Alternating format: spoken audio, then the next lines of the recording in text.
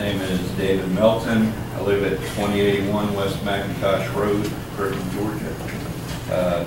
I'm speaking in favor of the ordinance. Basically who I am is I support animal rescues. I try to help with stray and abandoned animals. I try to go up to the animal shelter when I can. I go up to the shelter. I try to go up at least once or twice a week, and yeah, I'm very well aware that we have a huge overpopulation problem, and I do get to see the problem that we have of the exponential growth of the unwanted pets because we don't have any serious effort to spay and neuter. And that's something that we can do, and I think that's something that we should do. And I've also worked with the ACAP board, and I understand some people have concerns, and those concerns I think were addressed in the exemptions to the ordinance, where people that have certain kinds of businesses involving dogs, or hunters and so forth, and people with older dogs, they all have different exemptions, and they try to meet all those needs. Basically, in closing, nobody's taking people's pets from them. I've heard stuff like that. That would not be happening. It does cost money to store and euthanize the pets, so it's not like, all of a sudden, there'll be a huge dog tax. I've heard about the dog tax online. It's not going to happen. As far as saving lives, the rescue groups are overwhelmed right now. They get overwhelmed every year with puppies and kittens because this is that time of year, and without them, a huge number of the dogs and cats in the shelter would be dead, and then the ones that aren't going through the system at all. So I just ask that you guys consider that when you do vote. Think about all the dog owners. They're a huge voting bloc. That's politics. That's just the way it is. Cat owners as well. And I do hope you consider supporting and voting for the ordinance. Thank you very much. Thank you. Vicki Hennessy.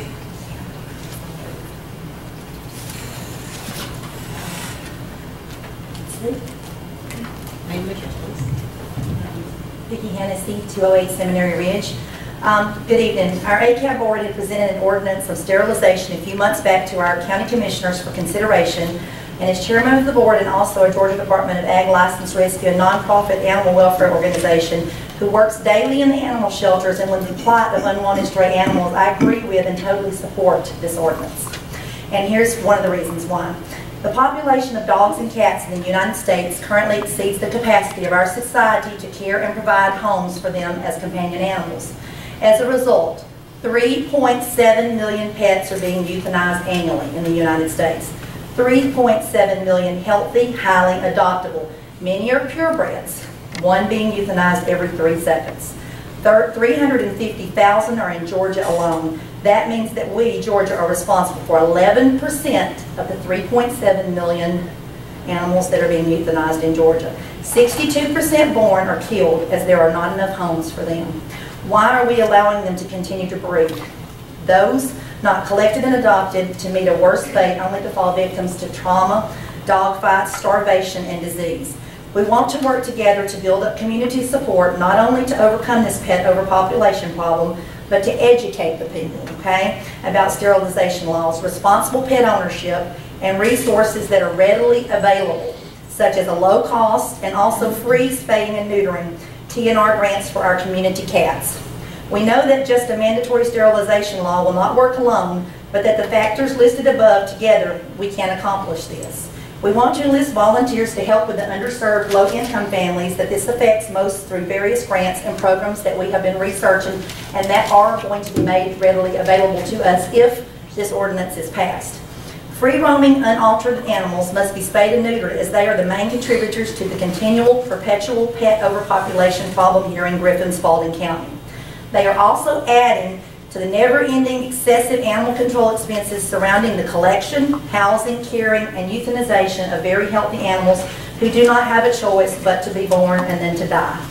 Intake for our 2014 Spalding County Animal Shelter was considerably lower than previous years, with the only changes being made mandatory spay and neuter of all shelter animals and more readily available low-cost options for spay and neuter in our county.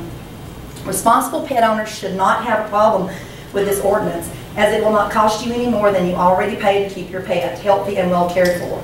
It is only complaint-driven ordinance, and there are many exemptions in that ordinance.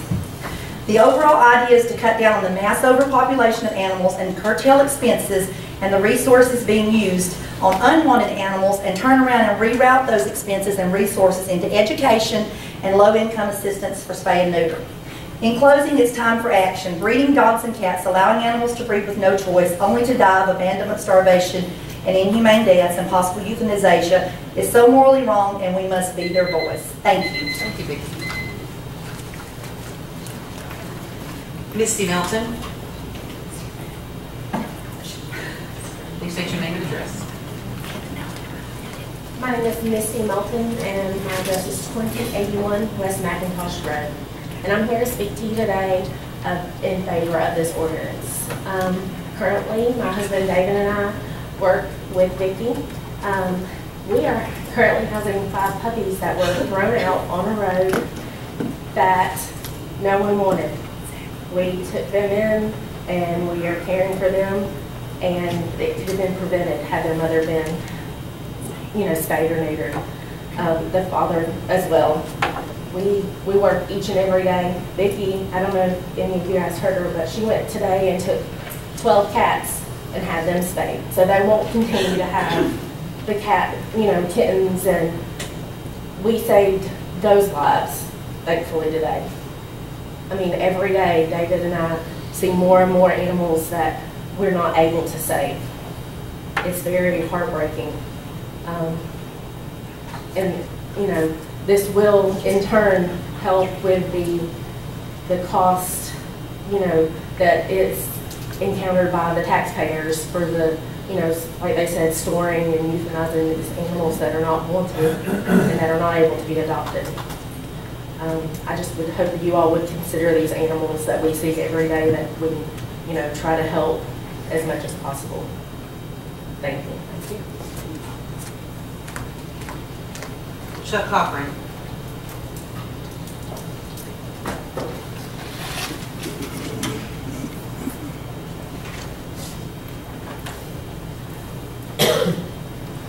Yes, my name's Ellsworth Cochran. I live at 800 Campground Road, Griffin, Georgia. I'm in favor of the spade and neuter ordinance.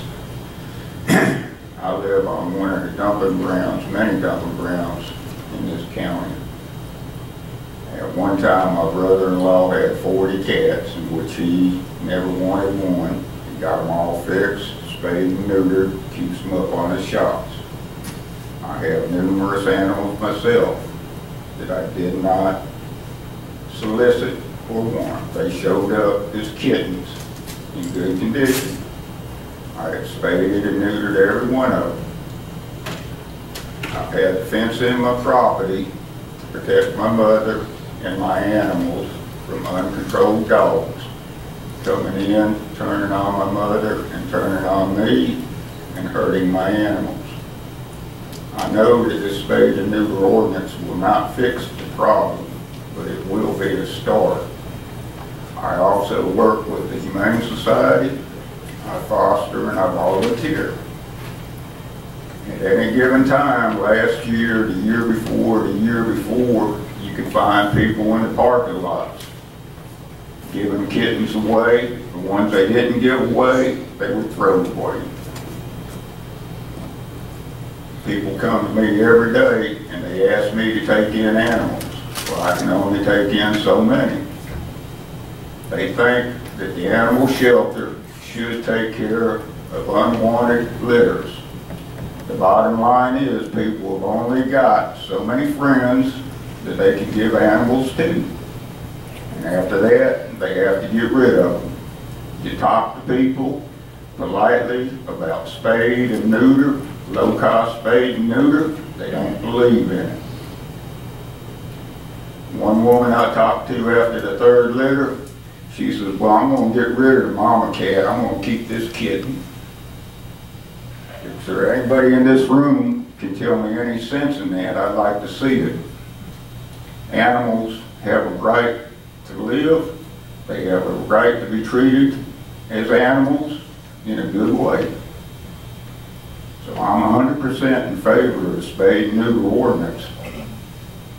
If we keep going the way we're going now, soon we'll be killing thousands of animals a year needlessly. Where my daughter lives, they kill 8,000 animals a year because they are unwanted. I think, you know, being a resident of this county, we don't need to get there. That's all. Thank you. Karen Lockie.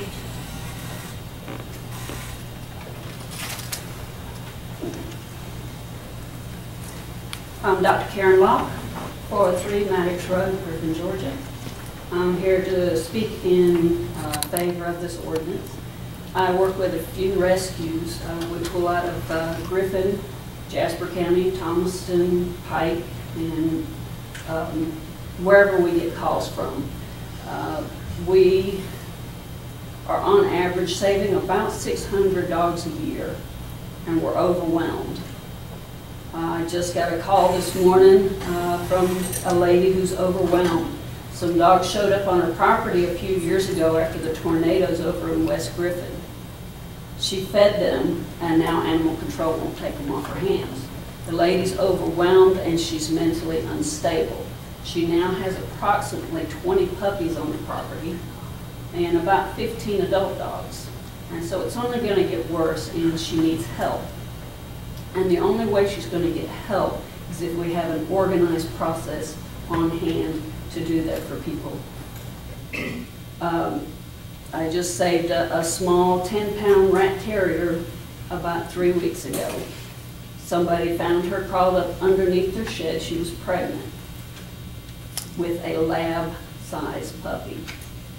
There's actually 3 of them. 2 of them died. I got her to the vet in time to have her C-section, and we saved one of the puppies. And it took 10 days of intensive veterinary care to get to save the mama. Things like this shouldn't happen on a daily basis. We need something in process so that people know that this is what they have to do. They have to get spayed and neutered unless they have an exemption. We need to stop somewhere. And if this is the start, then this is the way we need to go. Thank you. Thank you. Robert Lattimore, if you would please state your name and address. Robert Lattimore, 2847 Tillman Road, Griffin, Georgia. I don't agree with the spade and neuter on the fact that it's divided in groups. You know, this group can not have a spade and neuter, this group can. You know, if it's a full thing, it ain't the people that own the dog that's doing it. I just picked up a dog myself. And, you know, it's the people that got the dog running loose. So why punish everybody? And everybody talking about how many dogs coming in the state. They just went on the IRA and got the IRA setters. You know, we got plenty of dogs here we can say, why we go to another country and bring dogs in? It makes no sense to me. We ship dogs from Mississippi, we ship dogs from Alabama, and we killing our dogs. You know, just because a dog got a name on it, doesn't mean that he's a good dog. You can take any dog and make him a good dog if you put the time and love in. So, you know, I don't agree with the spade and neuter mandatory, no. But if a person got a dog that's running the street, he's going to do something like that. So don't punish everybody for one dog. Thank you. Darrell Williams, please state your name and address. I'm Darrell Williams, 834 Dusky Sap Court, Griffin, Georgia. And I'm here to speak in favor of the spay and neuter ordinance. As a taxpayer in Spalding County, I want my tax dollars to be used efficiently. When dogs are running loose and we have to hire animal control officers to go and pick them up, when we have to house them, when we can't get rid of them and we have to pay to euthanize them, that's not a good use of our tax dollars. Recently, we have asked the commissioners to consider funding improvements to the shelter. When we debated at NACAB, there was talk about capacity. And there was some discussion about we need to allow for growth. We need to allow for the future. I personally fought very hard to keep the capacity the same, because we shouldn't be in a growth industry with our shelter. We should be containing it where it is, and the best way to do it is with the spay and neuter ordinance. I've heard some people say, well, it's unfair to the poor people because they can't afford to spay and neuter it. If you can't afford to spay your dog, how are you going to pay to feed 9 puppies or pay the surrender fee at the shelter if you take them there? People who can't afford to spay their dog, they're the ones that are going to have to just dump the puppies somewhere or the kittens somewhere and just add to this growing problem. So we need to be financially responsible and make pet owners become responsible and take care of their dogs and not make it a county business to take care of dogs. Thank you. Thank you. Gene Williams. Please state your name and address. Jean Williams, 834 Dusky Sap Court, Griffin, Georgia. And I'm in favor of spay and neuter. I just feel that it is irresponsible of a pet owner to not take care of their pets. If they're going to have a pet, they should take care of it. Just like if you have a car, you take care of it. They say they can't afford the spay and neuter, but they can afford to have dozens of dogs. It doesn't make sense. Just needs to be done, and as taxpayers, we don't want to pay for it. Josie Brigden.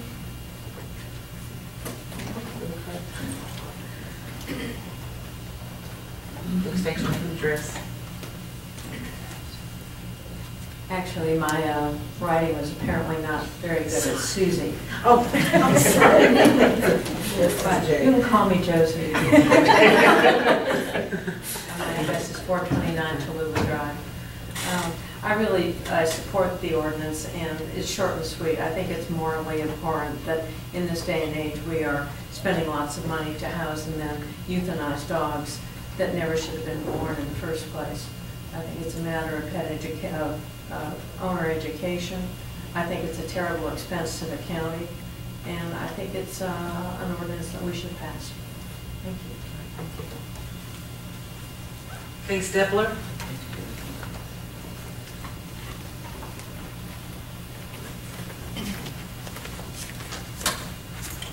Hello, my name is Kay Stepler. I live at 447 Tallulah Drive in Griffin. I'm here also in support of the ordinance for spay and neuter. It's something that we really need to spend time to educate people on the benefits of that and to dispel the arguments of not being able to afford the spaying and neutering. I want to tell you a story about a cat that I have that I adopted from the Humane Society. His name is Jasper, and he was found by a representative of another Humane Society because the person was driving down the road and they saw a box and 5 kittens that were dead lying on the road. That apparently somebody had dropped off a box with these kittens in them. They all got out, as kittens would, in a road, and then the cars came along and they killed them. As they drove past, my little Jasper happened to be the one that just raised up his head. They thought he was dead. But when he moved his head, then they stopped and they rescued him. He had been run over with his back legs. He had some paralysis. He's got a tail that hangs down right now because he had some neurological damage to his tail. But just think of the cruelty of putting kittens in a box like that, putting them out on the road where it was a certain death for them. So when people resort to that type of action, that probably is a very quick way for them to die. Some of those animals are going to be starving to death, and many of them starve to death and die a horrific death. So I please ask for your support and your vote for this ordinance, and we need to really educate the population to get them to understand how important this is. Thank you. Thank you. Barbara Panic. Please state your name and address. I'm Barbara Panic. I live at 110 Magic Lily in Sun City. And I'm going to be brief, be bright, and be gone. I just want to reiterate all of the other people have said. Please consider the ordinance. It's very, very important to us, to everybody else. And I thank you for your time. Thank you. Diane Landon?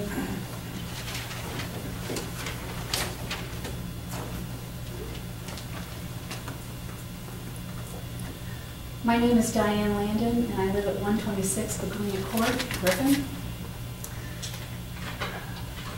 We have 2 dogs in our home. Both are purebred dogs. Both dogs were required to be spayed and neutered by the breeders. Now, I don't have a problem with people having or wanting to breed animals. I think if you're a legitimate owner and you want to breed animals, then you could have a license and be permitted to do that with oversight. I do have a problem with the overpopulation of animals, dogs and cats, that we have in our communities, in our city. It's nothing to be proud of. I agree that we can't just keep subsidizing our shelters and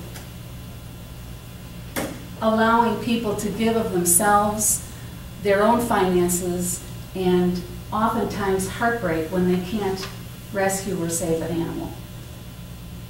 I think it's unfair to them. I think it's unfair to the general public that they have to be, people have to be afraid of dogs that are roaming loose for fear of being bitten. I was bitten by a dog when I was a kid. And it is a fearful experience, I think, no matter how old you are. I think that it's important for us to embrace the idea of a mandatory spay and neuter. I think that unless you're planning on breeding animals, that's the right thing to do. It's the responsible thing to do, both morally and fiscally. And I hope that you all will consider these things as you take your vote. Thank you. Thank you. Carrie Diebler? I apologize for my bad hair day. Please. Carrie Diebler, 646 MacArthur Drive. I'm a local animal trainer. I train service dogs for disabled people, for veterans. Animals should not be a commodity, and they should not be garbage. Vicki Hennessy has spent thousands of dollars of her own money to spay and neuter animals. David Melton has. I have. There's plenty of people in this room that have. It's not our responsibility, but we take that responsibility because the community has not. The community has not as individuals, and the community has not as a community. I'm sick of pulling dogs out from under cars at 2 o'clock in the morning. I'm not capable of telling somebody no when they need help with an animal. I understand that it's, a problem on my part, but the point is, it shouldn't be happening. These dogs shouldn't be running loose. I was walking with my dog today, and an intact male Dutch Shepherd broke from his tie out and came after us on Grandview Drive. There's no reason for that. He shouldn't have been out on a tie out anyway. He came after us. It's a good thing that I knew what I was doing. I was able to run him off because anybody else probably would have been bitten. Every dog I've worked with today was a rescue or a throwaway. One of them was actually going to be shot by his owner because he didn't know how to control him. He spent 2 years in a crate. Dr. Laura Durham has him now. He's rescued. He's living on her farm. He's doing great. She had him neutered. She had him fixed. She spent the money to save a dog that should probably have never even been born. I go to the schools. I talk to the kids. I work in rescue. I will continue to work in rescue. I will continue to educate. Now it's on y'all's shoulders. We need for you guys, as our county's leaders, to be responsible and to pass this spay-neuter ordinance, because we cannot afford to keep ignoring animals dying in the street and suffering. There's no excuse for it. We're supposed to be a civilized society. That's not what I'm seeing. Everybody's turning a blind eye to the suffering because they want somebody else to deal with it. Well, we're going to keep dealing with it, but we're kind of tired of it. Please pass the spay-neuter ordinance. Responsible owners will not be affected. Those who keep their dogs up are not going to be affected. Spay and neuter, train and contain. It is not rocket science. Thank you. Howard Cooks, you would please state your name and address, please. Name and address. Oh. Howard Coates, 793 Mangum Road. I see here in the paper that y'all will give an exemption to anyone that wants an unaltered animal, and that that there's certain things that we have to do in order to get permission to have that. And I would like to know what it says here. Owners must apply for the permit, and animal control will issue a permit if the owner complies with the requirements and pays the permit fee established by the Board of Commissioners.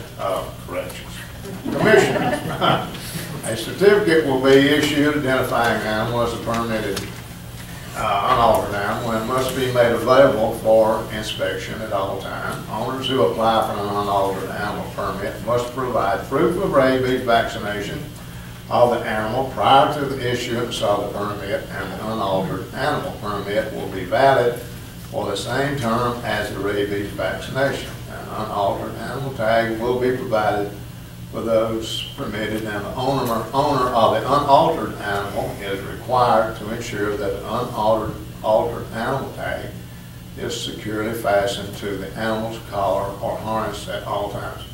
What I'd like to know is, what are these permits going to cost? It says apply for the permit and requirement to pay the permit established by the Board of Correction. Board of, I don't know why I keep saying that. I'm still paying like I'm in court, you know. Anyway, I just want to know. I want to know what's required of people that want an unaltered animal. What the fees are going to be. What the requirements are going to be. Anybody know? Well, this is a public hearing, so we're not able to give any answers right now. So. Well, I thought you called my name. Yeah, for you to speak, but we're not able to respond back to you. Oh, okay. Okay, thank you. Keith Howard.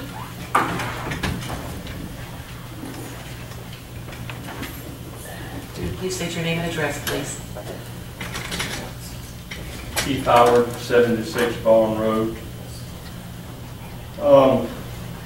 First I want to say, I've been a pet owner all my life. I don't remember a time in my life that I did not have a pet in my life. I love animals. I've heard what these people have had to say, those that are in favor of the spay and neuter. Some points they make are good points. I think what it boils down to, we have more of a pet owner problem than we do of a mandatory spay and neuter issue that should be required. How will the public be notified that they are required, if they are a pet owner that has not been spayed or neutered? How will they be notified that it's mandatory to them, and who will govern to make sure that they follow through with it?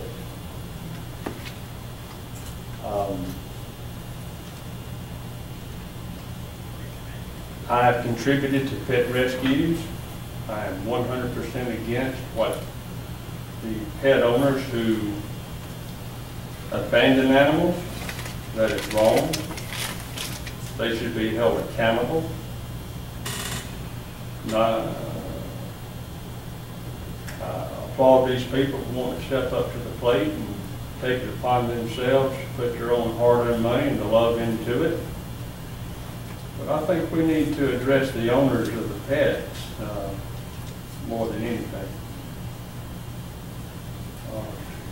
I have registered English setters and English pointers. I'm a quail hunter.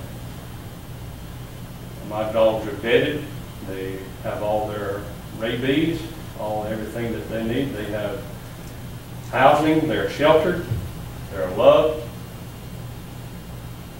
But I do have a problem that me as a responsible pet owner, that I am going to be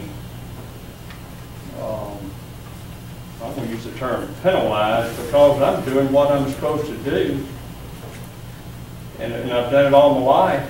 To my knowledge, not I ain't to my knowledge, I can state the fact that none of my animals with the puppies and litters that I ever had have ever roamed the streets anywhere. And I feel like that I should not be required to have an unaltered permit. I'm a responsible pet owner. It falls back to the responsibility of the people and the public, and maybe we need to look at governing the citizens better in some way and making whatever reprimands need to come upon them and stick to it. I see both sides of it. I think we've got a pet ownership problem.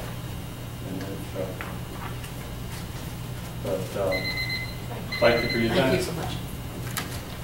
Mike Little?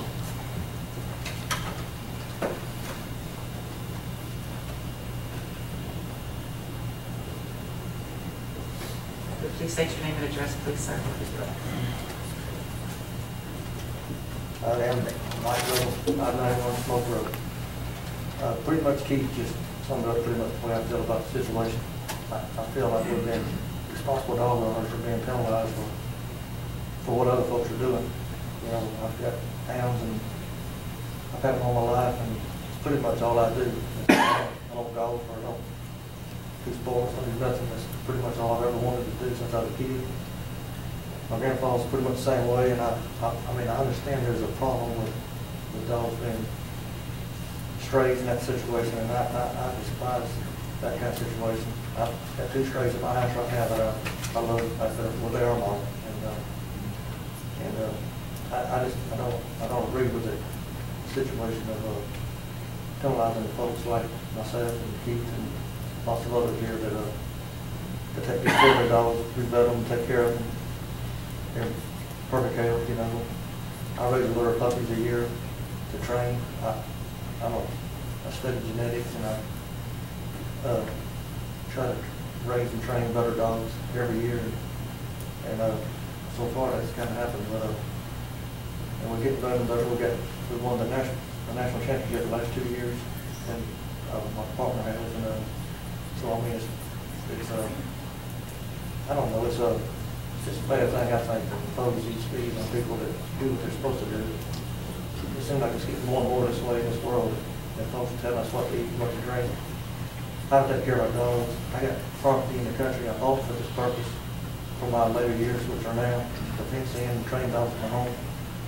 And I just think it's wrong. I mean, you know, we're law-abiding citizens. The ones who are breaking the laws are the ones who ought to be penalized, not us. And I just feel like I'm being penalized for what folks do. I mean, I live beside where Tim and Susan Blakely used to live, and they were in the Humane Society, and I saw what they did, and I admired them and helped them with their dogs and did work with their kennel. I do electric work, and I help them with their place to take care of their dogs.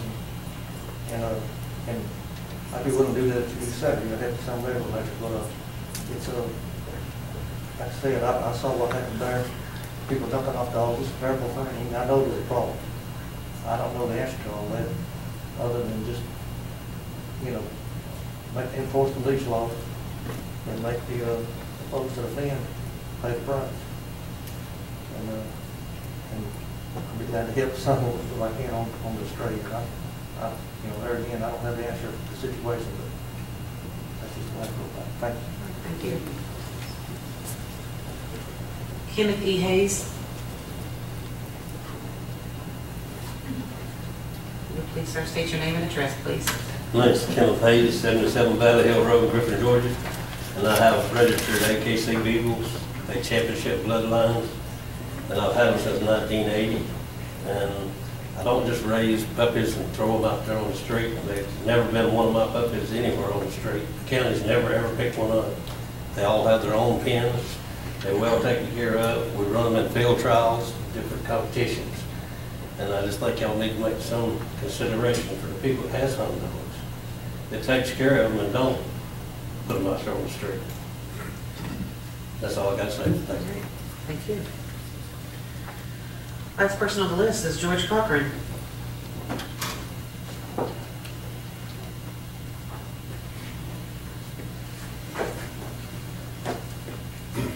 George Cochran, 3695 in Highway.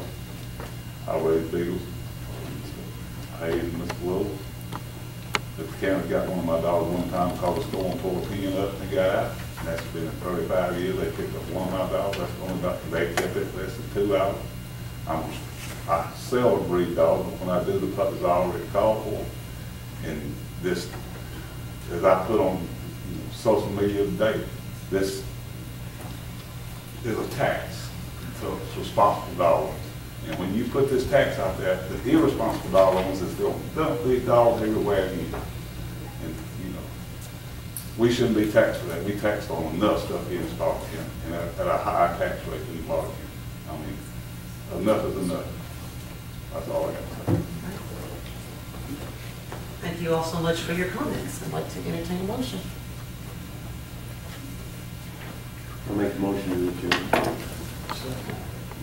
All those in favor? I don't think there is any discussion, is there? All those in favor? 4-0. Thank you all so much.